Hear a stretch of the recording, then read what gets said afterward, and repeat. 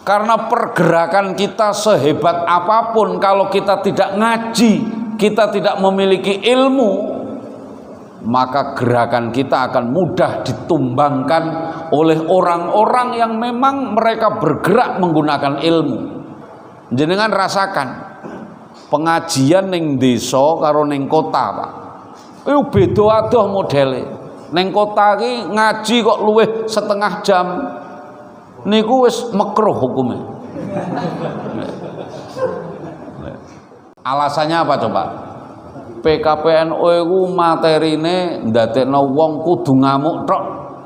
Tapi orang ngerti sing diamuk sapa, ngamuke kepiye.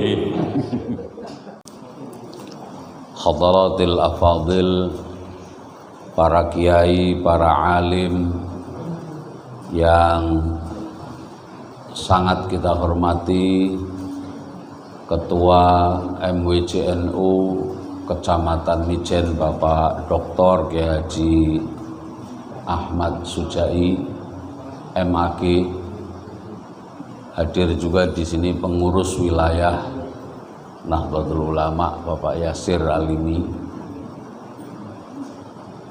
wakil ketua,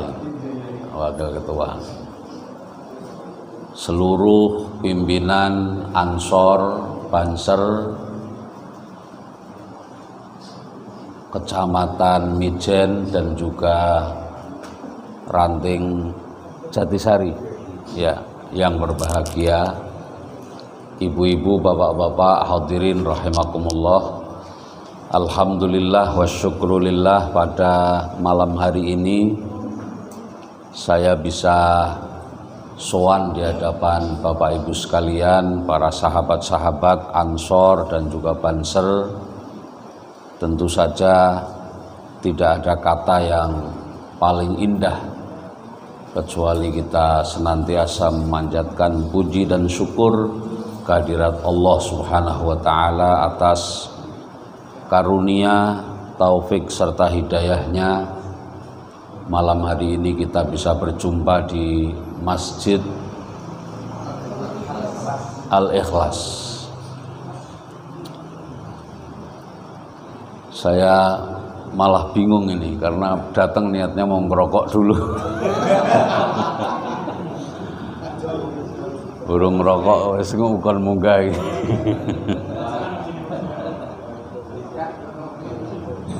Gimana kalau kita ngerokok bersama dulu? Nggih. Ini karena masjidnya Masjid Al-Ikhlas, maka saya mau ngaji hadis tentang ikhlas saja. Yaitu satu hadis yang sudah sangat terkenal, an Amiril Mukminin Abi Hafsin Umar radhiyallahu anhu qala sami'tu Rasulullah sallallahu alaihi wasallam qala innamal a'malu binniyat wa innamal likulli imri'in ma nawa faman kanat hijratuhu ilallahi wa rasulih fa hijratuhu ilallahi wa rasulih wa man kanat hijratuhu lidunya yusibuha aw imra'atin yankihuha fa hijratuhu ila ma hajara ilaih rawahul Bukhari au kama qala. Dari Amiril Mukminin sahabat Umar yang digelari dengan Abu Hafsin. Ini bukan Abu Hafsin mantan ketua PWNU.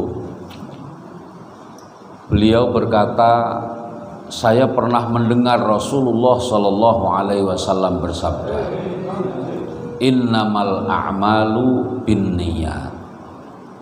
Sesungguhnya amal itu tergantung kepada niat-niatnya. Ini hadis ini sangat penting. Terbukti Al-Imam Bukhari menempatkan hadis ini dalam urutan pertama di dalam Sahih Bukhari-nya. Al-Imam Muhammad bin Idris Asy-Syafi'i mengomentari hadis ini dengan mengatakan bahwa hadis ini kedudukannya adalah 2/3 dari agama ini ada dalam hadis ini. Apa artinya? Artinya bahwa hampir seluruh amaliyah ibadah kita itu membutuhkan niat. Bahkan secara umum makna hadis ini seluruh amal kita itu bergantung kepada niatnya. Wa innama likulli imri'in ma nawa. Ini yang perlu digarisbawahi oleh kita semuanya. Bahwa sesungguhnya setiap orang itu hanya akan memperoleh apa yang diniatkan. Ini menarik karena Rasulullah tidak mengatakan kita tidak memperoleh apa yang kita amalkan, tapi yang kita niatkan. Artinya apa, sahabat-sahabat sekalian? Mungkin pekerjaan itu sama-sama kita melakukannya, tapi yang kita peroleh bisa beda tergantung niatnya.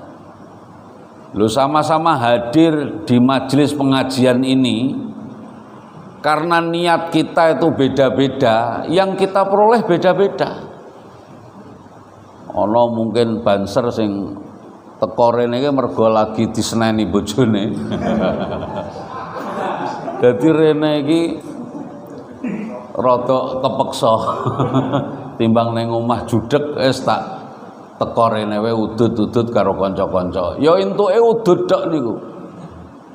Tapi kalau niat kita memang dari rumah bismillah untuk ngalap berkah jadi makmumnya Pak Kiai Yasir Alimi taraweh dan sholat isya, ya berkahnya besar.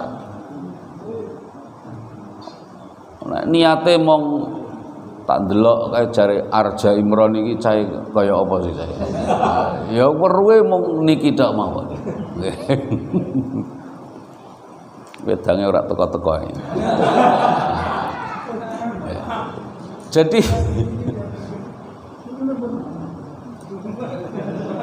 oh wis nang kene to. Bismillahirrahmanirrahim. Jadi oleh karena itu maka seluruh amaliyah kita harus kita tentukan dengan niat kita.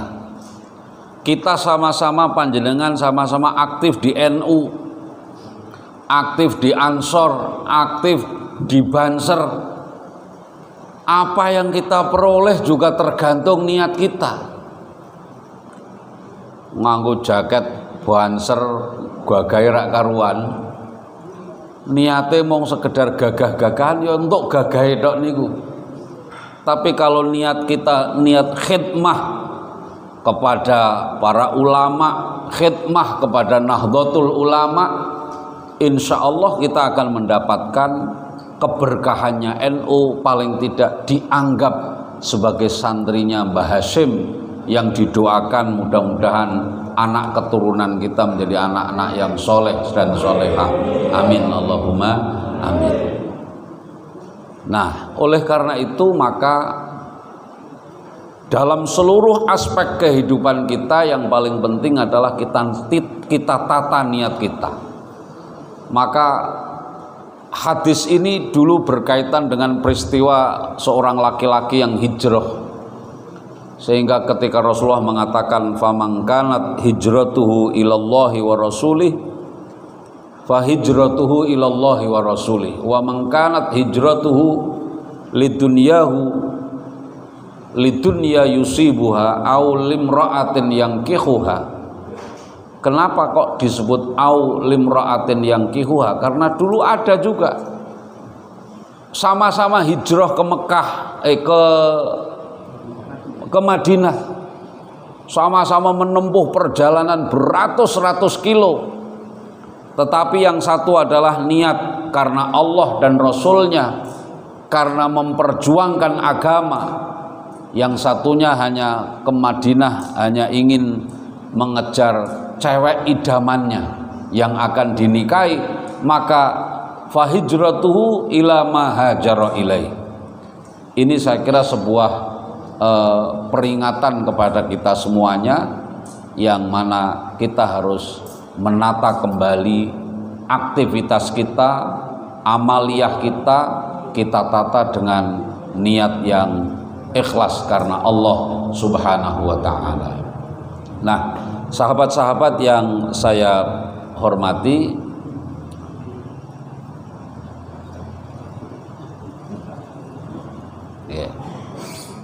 ini mangane kapan?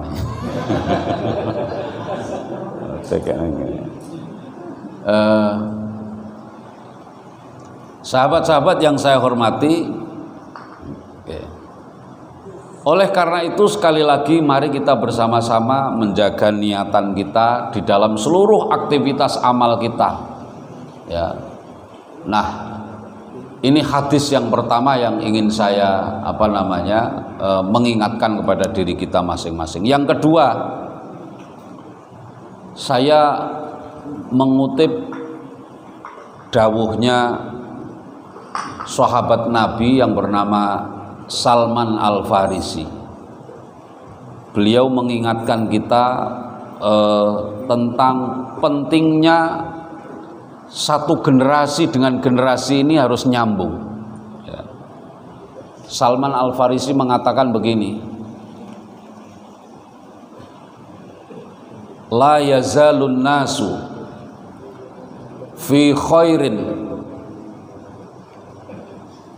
ma baqiya al-awwalu hatta yata'allama al-akhiru fa idza halaka al-awwal wa lam yata'allam al-akhir fa halakan nas.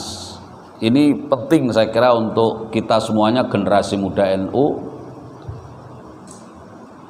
Manusia ini akan baik-baik saja, kata Sayyidina Salman Al-Farisi. La yazalun nasu bi khairin. Manusia ini akan baik-baik saja.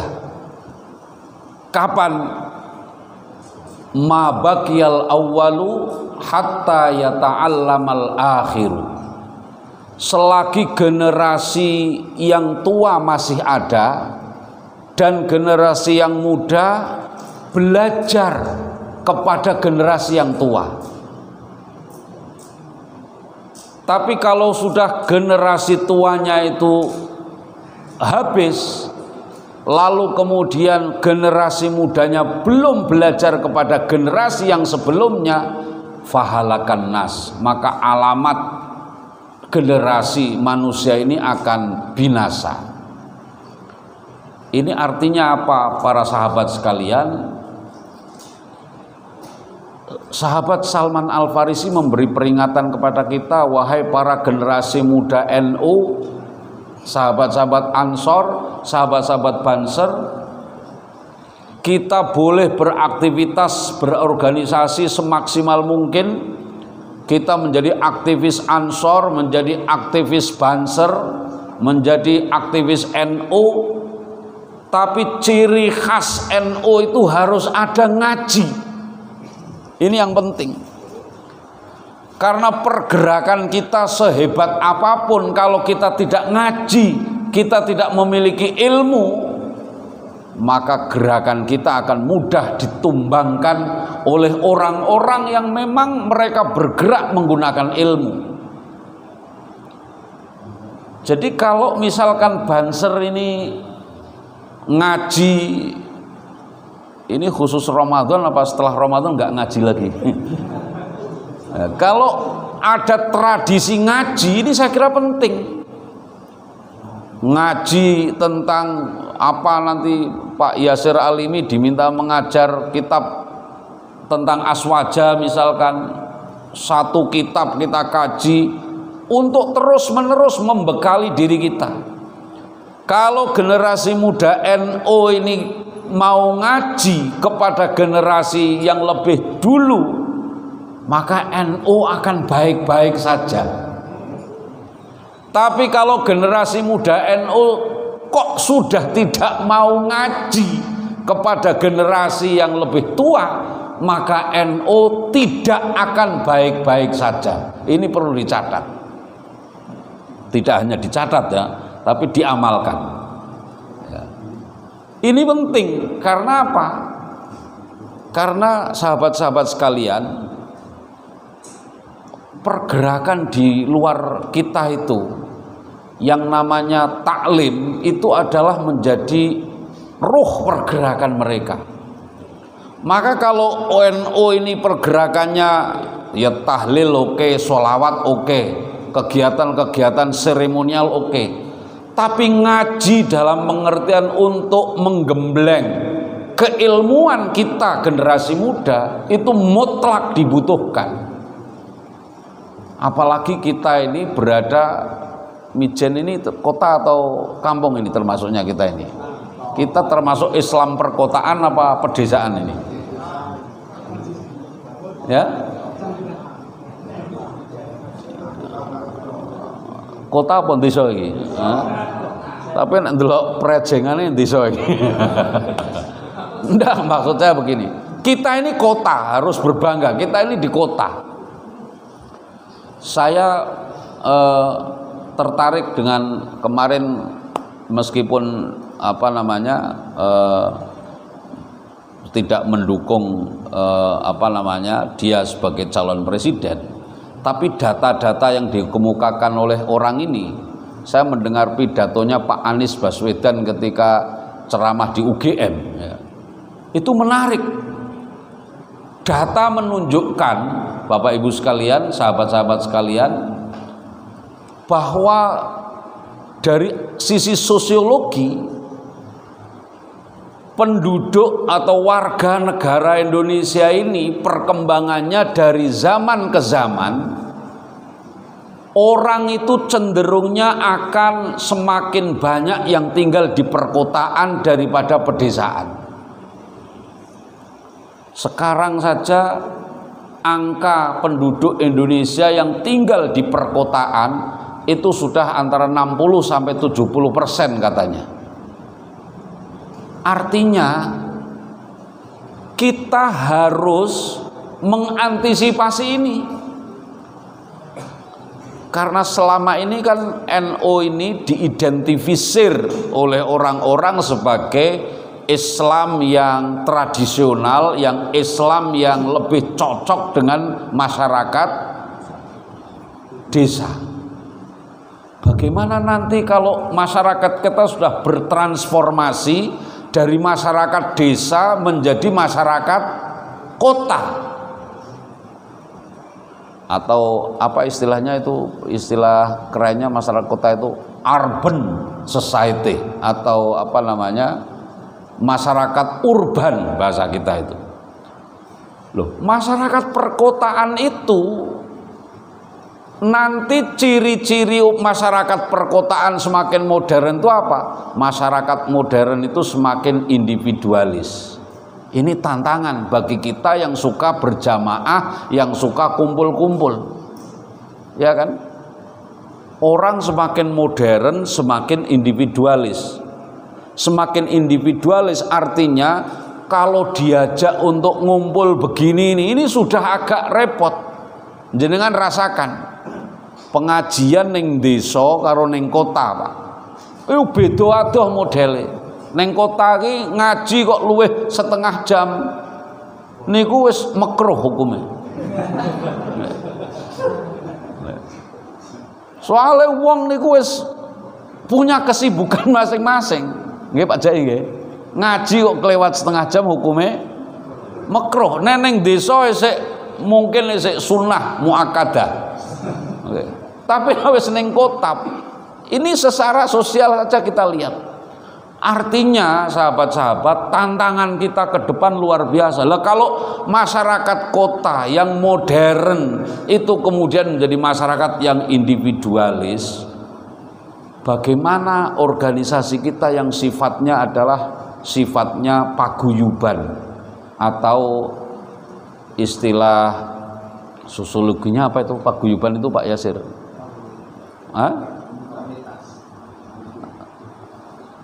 Ya kuwi lah pokoknya masyarakat sing seneng kumpul-kumpul ini. Lah itu nanti kalau orang semakin modern, industrialisasi semakin berkembang, maka kita mengajak orang kumpul itu sulit sekali. Ini artinya kita membutuhkan strategi ilmu ya untuk bagaimana nanti tantangan kita melakukan kontekstualisasi aswaja ke depan untuk masyarakat yang semakin modern ini sangat luar biasa. Mungkin jenengan mendengar omongan saya ini bayang, alah nyatane ning kampung-kampung kuwi isih desa isih anu. Loh, ini tidak terasa, Pak. Nanti perkembangan masyarakat itu enggak akan terasa. Budaya kota, kemudian kultur kota ini semakin merangsek ke pedesaan-pedesaan sehingga masyarakat kita menjadi masyarakat urban yang luar biasa. Nah, karena itu sekali lagi tadi pedomannya dari Sayyid Salman Al-Farisi yang mengatakan bahwa la yazalun nasu bi khairin ya ma baqiya al-awwalu hatta yata'allama al-akhiru. Selagi yang orang generasi sepuh itu masih ada, jangan lewatkan untuk ngaji kepada mereka. Kiai-kiai sepuh kita manfaatkan dengan sebaik-baiknya ya, karena kita tahu Bapak Ibu sekalian, sahabat-sahabat, podo-podo ilmune pintere, kiai sepuh karo kiai nom niku tetep beda. Tetap beda, mandine barang niku beda. Lah kita ini jangan sampai kelewatan. Masih ada Kiai Khozin, masih ada Kiai siapa lagi kesepuan Kiai Hariri, Kiai siapa lagi? Ya. Kiai Sujai, Kiai sepuh-sepuh ini kita manfaatkan untuk kita terus-menerus menggembleng diri kita dengan sebaik-baiknya. Sebab inilah saya kira yang dulu dilakukan oleh para generasi-generasi NU pada masa lalu, proses transformasi keilmuan dari satu generasi ke generasi ini yang membuat NU tetap berjaya. Nah, kalau generasi muda NU sudah tidak mau ngaji, sudah tidak mau ta'allum ya, maka ya tunggu saja kehancuran daripada Nahdlatul Ulama umumnya, kemudian Ansor atau Banser pada khususnya. Jadi sekali lagi pesan daripada Salman Al-Farisi ini saya kira sangat perlu kita pegangi. Kita perlu programkan. Karena apa? Mereka orang-orang di luar sana itu mereka juga terus-menerus melakukan kajian-kajian. Nah, kalau kita tidak melakukan itu, kita punya semangat. Ya. Saya ingat komentarnya siapa namanya, Ketua Umum PBNU, Gus Yahya Stakuf. Kenapa beliau punya ide untuk sementara membubarkan apa namanya itu PKPNU dan satunya apa itu MKNU ya, MKNU dan PKPNU. Sederhana alasan beliau kan, PKPNU itu materinya menurut beliau ya, meskipun saya tidak setuju 100%, menurut beliau PKPNU dan MKNU ini di moratorium dulu, mau dibuat model pengkaderan yang baru, kan gitu. Alasannya apa coba? PKPNU itu materine ndadekno wong kudu ngamuk tok, tapi orang ngerti sing diamuk sapa, ngamuke kepiye. Ya memang sebagiannya memang materi PKP itu kan apa namanya, membuat militansi luar biasa, siapa lawan siapa kawan, wae musuh kae. Tapi piye ngamuke sing bener ora ngerti, hawane kudu ngamuk tok gitu. Lah yang MKNU kata beliau komentarnya apa itu, ini nanti perlu juga diperbarui karena materinya itu isinya seperti judul-judul seminar saja. Artinya dalam satu dua hal saya kira ini memang penting direnungkan bahwa pergerakan kita jangan sampai hanya membangun sensitivitas keorganisasian tanpa dilandasi dengan basis keilmuan yang kuat. Makanya kita semuanya ingat pesannya Mbah Kiai Ali Maksum, ya kan? Dalam kita ber-NU itu satu apa tugas kita? Mengilmui NU. Artinya kita harus paham betul ma huwa Nahdlatul Ulama. Apa sebenarnya NU ini? Apa yang diperjuangkan oleh NU? Apa visi dan misi NU? Apa tujuan didirikannya NU? Kita terus-menerus harus menyadari itu, sehingga kita melangkah itu kemudian tujuannya benar. Yang kedua, selain mengilmui NU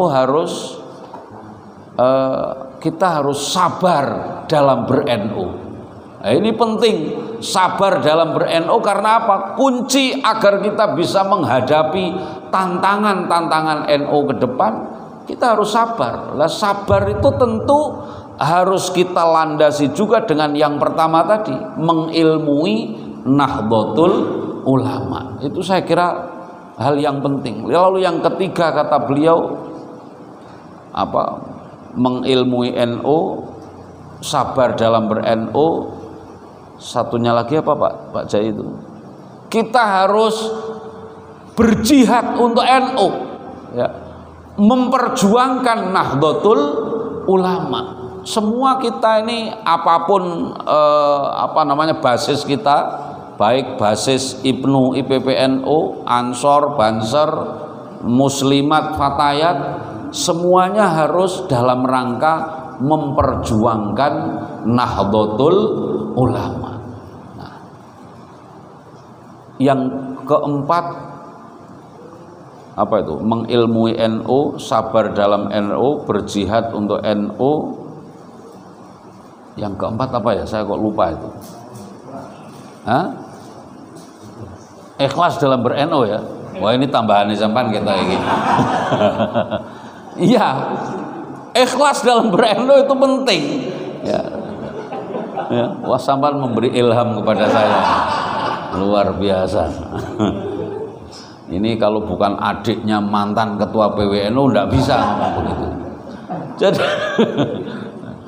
saya nggak tahu apa ada itu dawuhnya Mbah Ali Maksum yang bilang ikhlas dalam ber-NU.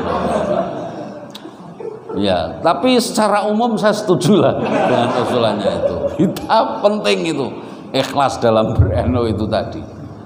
Nah, karena itu saudara-saudara, sahabat-sahabat yang saya hormati dan yang saya banggakan, nah ini saya kira dasar-dasar, basis-basis yang harus mendorong kita, menyemangati kita, selalu menjadi motivasi kita di dalam kita beraktivitas dalam Nahdlatul Ulama. Ini penting. Kemarin dalam salah satu diskusi ya, kita membicarakan mengenai ya diskusi kecil begitu. Ini NU, kembali kepada persoalan tadi, NU untuk menyambut generasi-generasi milenial ini juga perlu kita pikirkan. Sekarang ini Bapak Ibu, sahabat-sahabat sekalian, saya mendengar, karena saya ini kan sering keliling ke kampung-kampung ya, itu di desa-desa itu Pak, merekrut anak-anak IPNU, IPPNU itu sulitnya setengah mati sekarang. Saya tidak tahu kalau di daerah kecamatan Mijen sini gimana Pak Jai. Kesulitan sekali. Di sini mudah ya. Alhamdulillah kalau mudah di sini ya. Luar biasa kalau mudah ini. Ya? Mudah tidak mau. Lah ini.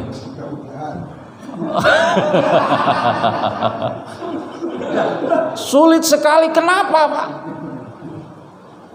Kemarin ada salah seorang dari kampung sini nih, arah ke Ungaran ini, jalan ke sana itu, desa apa, Tambangan apa itu datang ke rumah cerita, di kampung itu kok sulit sekali ya Pak ya, ngajak anak-anak untuk masuk ke IPPN, IPNU maupun IPPNU, anak-anak sekolah itu. Apa kira-kira sebabnya ya Pak? Saya tidak bisa jawab. Lah nek menurut pengamatan jenengan yang di situ gimana? Anak-anak itu kalau diajak misalkan kumpul ke IPNU IPPNU, itu pertanyaannya apa sih IPNU IPPNU itu, gitu kan? Untuk yang kedua, yang pertama apa itu IPNU IPPNU? Yang kedua, nggo ngopo? Pertanyaannya, nggo ngopo aku kumpul nih gone IPNU IPPNU? Ini kan tantangan luar biasa ini. Loh, kalau generasi IPNU IPPNU-nya kita nggak bisa merekrut, Pak. Ini artinya 20 tahun yang akan datang mungkin merekrut Banser Ansor ini menjadi agak sulit. Ya, karena mereka dari muda sudah tidak kenal apa itu IPNU IPPNU. Nah, ini perlu kita pikirkan nih, bagaimana membuat NU ini menarik untuk generasi-generasi milenial. Ini saya kira penting sekali. Ya. Apa piye carane misalnya dijak ning gone IPNU IPPNU lalu disediakan PlayStation apa piye. Tapi kan itu tidak mungkin, ya kan? Ini saya kira tantangan generasi organisasi seperti kita ini luar biasa ke depan. Karena itu saya mengingatkan pada diri saya dan usikum wa nafsi bi anna, ya. Bukan bi taqwallah.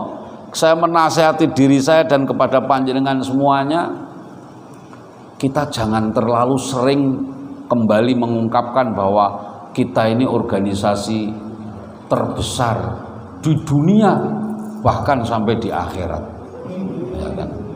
Kita jangan terlena dengan itu. Jangan-jangan Pak, karena kita kan nggak tahu ini gerakan di luar NU ini sangat luar biasa. Sama saya kalau di kampus juga misalkan, mohon maaf, yang anak-anak PMII utamanya di UIN Wali Songo misalkan itu kan masih yang mayoritas. Jangan-jangan mayoritas itu perasaan kita saja, tapi dominasi secara intelektual kemudian pengaruhnya kemana? Loh, sekarang kita bertarung di dunia media ini luar biasa Pak.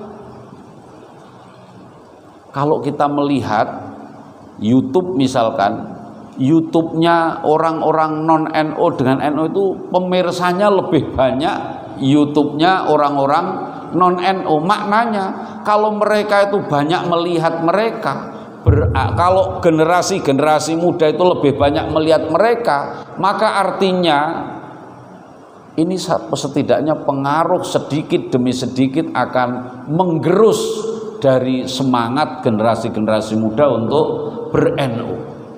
Nah, makanya Ansor, kemudian Banser, ini perlu mungkin ada kursus membuat